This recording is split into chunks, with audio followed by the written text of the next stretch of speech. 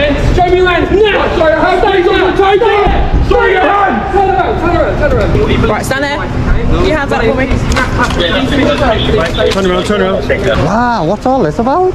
Don't know, mate. Don't know what. You don't know what it's about. You've handcuffed me. Right, relax. I'm relaxed. You relax. Right, don't face me. Don't face you. Oh yes, don't Why? face me. You're getting aggressive towards me. I'm getting aggressive because I'm asking why you've got me cuffed. Yeah. Relax. Well, tell me what's your grounds for having me cuffed. Huh? What's the grounds? You need grounds to. You can't just go up and let members of the public, right, and handcuff people like this. Right. From Bishopsgate Police Station, and PC Tutwell, we're searching under section 1, okay? What's your grounds? Grounds for yourself has been, or you've probably been seen with a knife, okay? A knife? That's why, yeah, potentially, yeah. That's why you're going to be searched. Wow. When backup arrived, things escalated fast. Officers moved in with tasers drawn, and without saying a word, detained two auditors who were simply filming on a public sidewalk. The reason: whispered claim about a knife not seen, not verified, not real. The tip came from private security, and officers took it at face value. No questions asked, that they cited Section 1 of PACE to justify the search. But here's the legal truth. That section requires reasonable grounds, not hearsay. No knife was found, and no threat was ever posed. Filming in public isn't a crime. Acting on rumor without checking facts isn't just careless. It's unlawful. In this case, the response wasn't tactical. It was reckless, and it crossed the line from law enforcement into rights violation. What are you filming? Is it illegal to film? No, it depends where you're going to film and what you're doing. Am I in a public place? I don't know. When you're trying to go in buildings and in private No one's car tried to go. parks, and in private car parks, No one's tried to go in there, sir. I mean, don't forget. Listen, let me tell you this, though, sir. Right? Don't forget, you've got a phone call alleging that people have got knives. Have you found any knives? No. So people are lying then, aren't they? Not necessarily. Well, members of the public. Huh? Members of the public. Doesn't matter. It does matter. You're going in and out of buildings you should not be going in. Have you got any proof that we have been in any buildings that we're not supposed to? We're checking the CCTV. I suggest you do before you make stupid allegations like that, sir. I haven't made an allegation. What's your number, please? I haven't made an allegation. What's your number, please? I haven't made. You've just told me that I've been trying to go into buildings. No, I said the allegation is from public that you've been going in buildings. I haven't said I've seen you doing it. So he said it's a knife. You were saying that we're supposed to be going in buildings. Members of public have told us. So that's all we're going by. Yeah. So that's it. Okay. Right. So all they're going to do is just take your details. No, they're not. I bet they don't. You're going to refuse to give your details. I'm not going to refuse, but am I your blood? If I'm your blood. After every pocket was emptied and every bag turned inside, that and still not a single item found.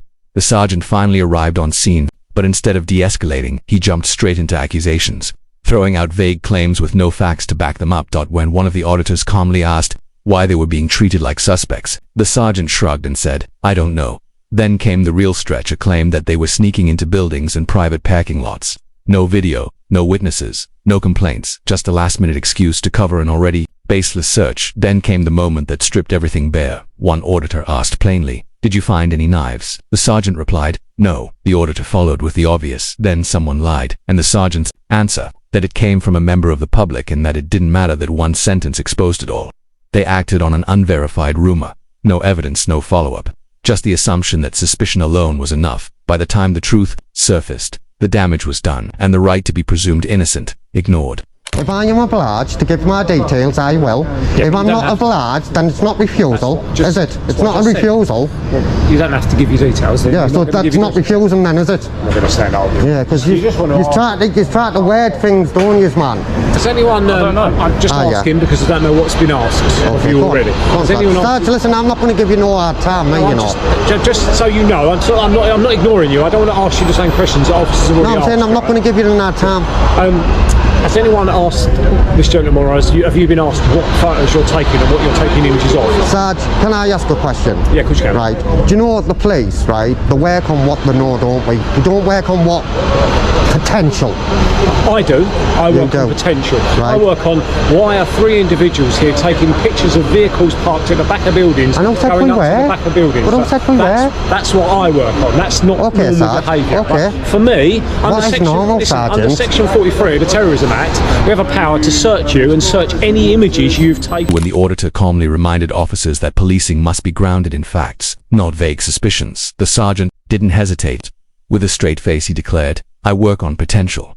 That wasn't a slip-up. That was a bold dismissal of how lawful policing is meant to function. Because here's the truth. The law doesn't authorize stops based on possibility. It requires clear, objective grounds. Potential isn't a legal standard. It's a shortcut, a way to act on assumption instead of evidence. Trying to justify the stop, the sergeant asked, "Why are 3 people photographing cars behind private buildings?" But asking a question doesn't establish a crime.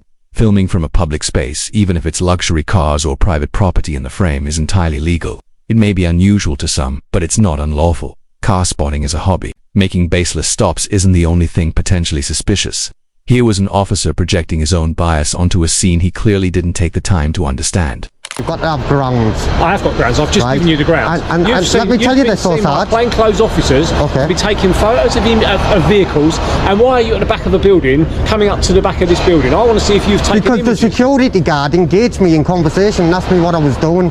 Right, why did the security guard ask you what you was doing? Because I was looking at that car there, because it's a sports car. What car where? Oh, okay, right. For me, That's all. looking into the basement area of the back of a building is suspicious behaviour. Suspicious is not against the law. No, it isn't. Right. It gives us grounds under Section 43 of the Terrorism Act. I know you're the same to nice search your up there, stuff. Sarge. Right, so that's You've where we already are. done that? No, we haven't. We searched under Section 1 because we were told there was a knife. Okay. So you haven't been searched under Section 43(1. No, but you've searched us, so you don't need to search us again then. Well, we can search your images under Yeah, Section but you've got it up. Right, listen, let me tell you this then, right? There's a memo that went about to all police stations, right, to say that photography in public is not illegal and No, it's shouldn't not. be used. And listen, let me finish though. This is the important bit, Yeah. right? And shouldn't be used first to use Section 43 under.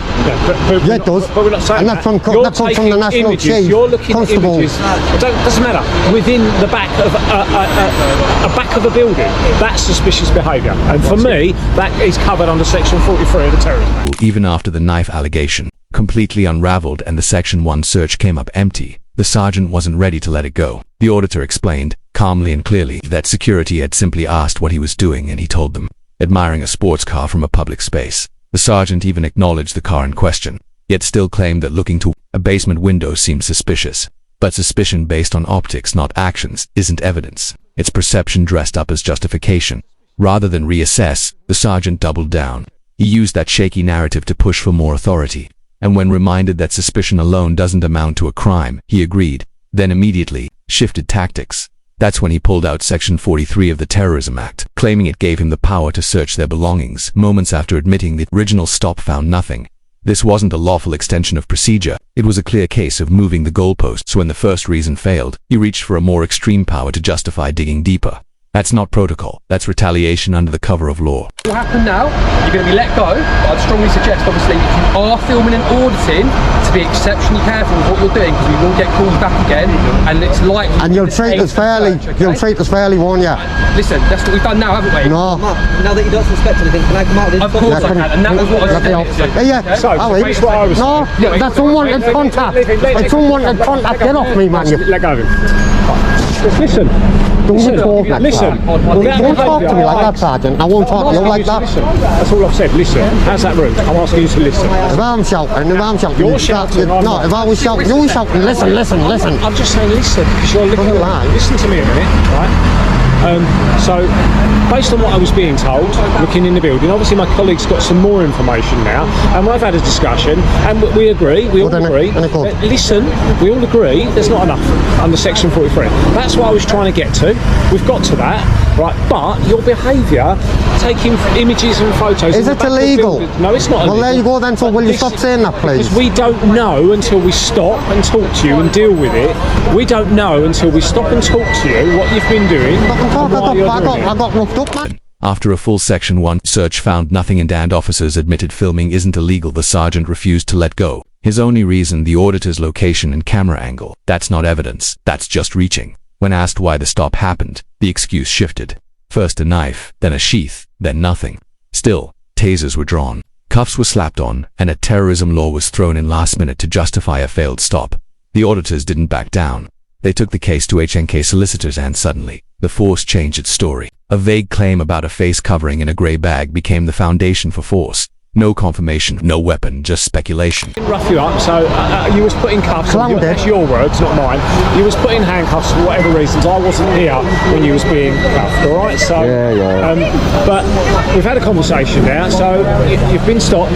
The initial allegation for a Section 1 search was because we were told there were knives seen. That's why. Sarge, listen, I don't feel as though we've had a conversation. I feel as though I've been shouted at. Well, I haven't raised my voice, so you have, but I haven't. I haven't needed. That won't lie, you know, Sarge. Right. But Sarge, can I ask you just I've asked you to listen, that's all. Okay, can I ask you to listen then? Yeah, of course. Can you have a copy of my stop search? I You're the don't know who sergeant. stopped search you, but I didn't stop search you. Because I've called him a clown, he doesn't want to give me it. Well, it's your right to have a copy of that. Well, tell him then. So, Excuse me, clown. Hello. Sergeant said you've got to give me a copy of the stop I search. said you're entitled to a copy of your stop that's search. fine. Yeah. Go on then. Now, I haven't got it on me.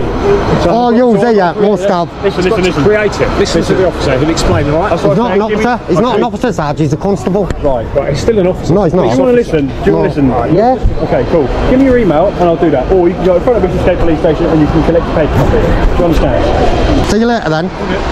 Ta-da. Are you getting a copy? Here you, he's got a copy, here. He's got a copy. You little tyrant.